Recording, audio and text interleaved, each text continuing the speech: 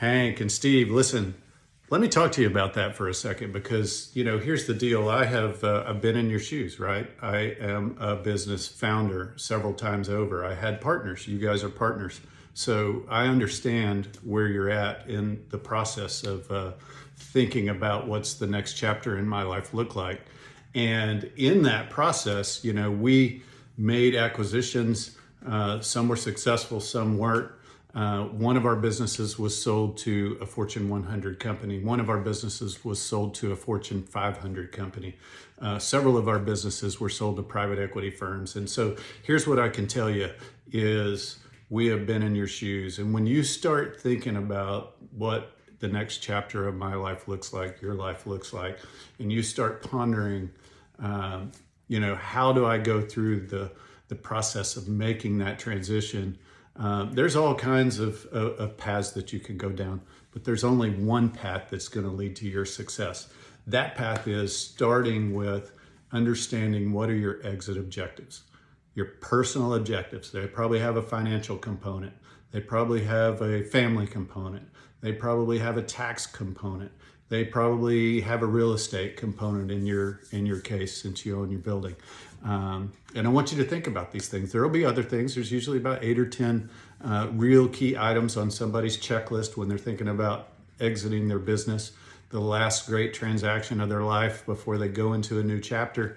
And here's the thing. When you guys marinate on this and you're thinking about it for months and you're talking to people about it and you're reading about it on the internet, and you're going to conventions and listening to speakers think about it, you are going through a process of maturation and you're getting ready to flip the switch in your mind that says, I'm ready to sell my business. Fantastic. That's a great process to go through. I'd love to help you with it. But here's the deal. The business itself did not get to go through that process too, right? The business has to go through the same process that you go through personally. The business needs to be evaluated. The business needs to be marketed. The business needs to be cleaned out a little bit. Let's get rid of some old stock. Let's get rid of some old things. Let's clean this place up. Let's make sure we have employment agreements in place. Let's make sure our contracts are valid with our customers and transferable. Let's look at a whole bunch of stuff. And so here's what happens to guys like you.